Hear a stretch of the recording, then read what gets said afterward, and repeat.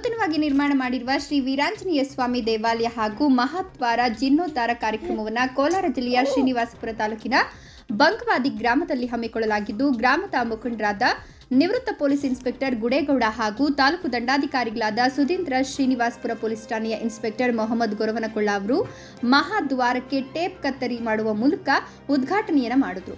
ಇದೇ ಸಂದರ್ಭದಲ್ಲಿ ಕಾರ್ಯಕ್ರಮ ಕುರಿತು ಮಾತನಾಡಿದ ತಾಲೂಕು ದಂಡಾಧಿಕಾರಿಗಳು, ಗ್ರಾಮದಲ್ಲಿ ಎಲ್ಲರೂ ಒಗ್ಗಟ್ಟಿನಿಂದ ಈ ಮಹಾದ್ವಾರ ನಿರ್ಮಾಣ ಮಾಡಿರುವಂಥದ್ದು ತುಂಬಾ ಸಂತಸದ ವಿಷಯ.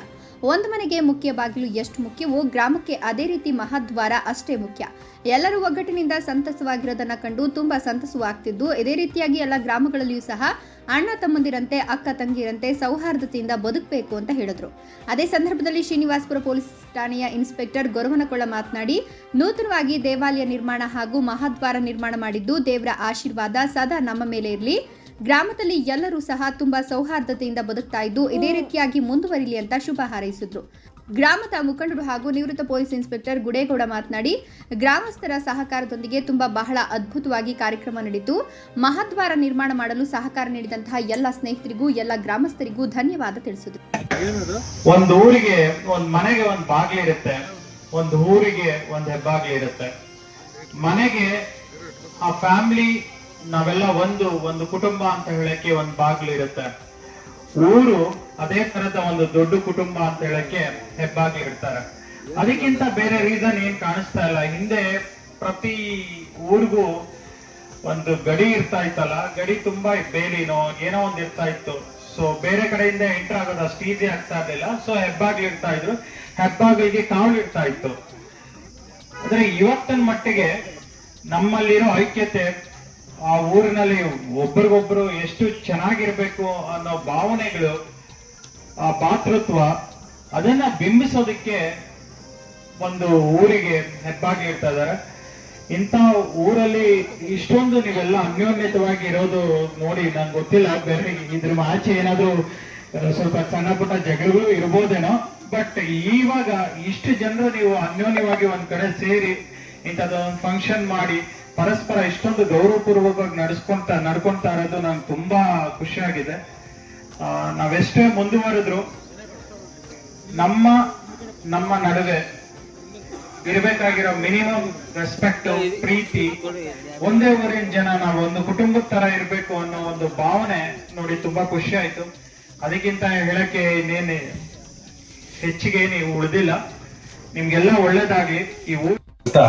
ಇವತ್ತಿನ ದಿನ ನಮ್ಮ ಪೊಲೀಸ್ ಠಾಣಾ ವ್ಯಾಪ್ತಿಯಲ್ಲಿ ಬಂಗವಾದಿ ಗ್ರಾಮದಲ್ಲಿ ಮಹಾದ್ವಾರ ಉದ್ಘಾಟನೆ ಪ್ರಯುಕ್ತ ವೇದಿಕೆ ಮೇಲಾದ ತಹಸೀಲ್ದಾರ್ ಸರ್ ಸುಧೀಂದ್ರ ಸರ್ ಅವರೇ, ಸೊನ್ನೇಗೌಡ್ರೆ, ಸೊನ್ನಪ್ಪ ಅವರೇ, ಶ್ರೀನಿವಾಸ್ ಗೌಡ್ರೆ, ನಮ್ಮ ನಾಗರಾಜ್ ಅವರೇ, ಈ ಊರಿನ ಗುರು ಹಿರಿಯರೇ, ಸಹೋದರಿಯರೇ ಮತ್ತು ಪತ್ರಿಕಾ ಮಿತ್ರರೇ, ನಾವೆಲ್ಲ ಹಿಂದಿನ ಕಾಲದಲ್ಲಿ ನೋಡ್ತಾ ಇದ್ದೀವಿ.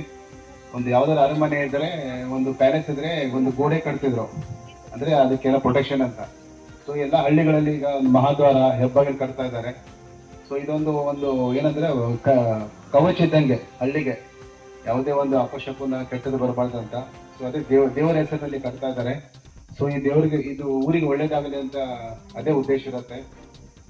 ಸೊ ಇಷ್ಟೊತ್ತಲ್ಲಿ ತಹಸೀಲ್ದಾರ್ ಸಾಹೇಬ್ ಎಲ್ಲ ಹೇಳಿದ್ದಾರೆ. ಇಲ್ಲಿ ನಾವು ನೋಡಿದ್ರೆ ಒಂದು 30 ನಿಮಿಷ ಸನ್ಮಾನ ಕಾರ್ಯಕ್ರಮ ಆಯ್ತು.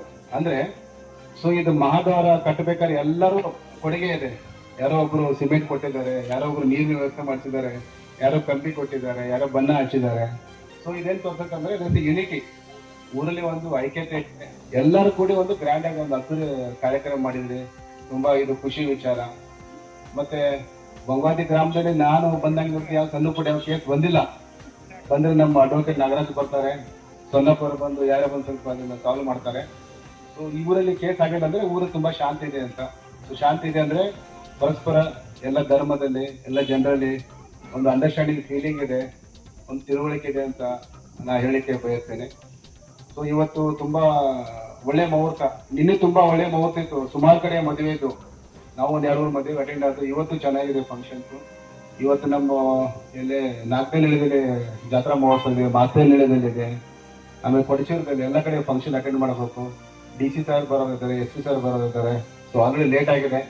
ಸೊ ನಾ ಮತ್ತೆ ಹೇಳಲಿಕ್ಕೆ ಇಚ್ಛೆ ಪಡಲ್ಲ.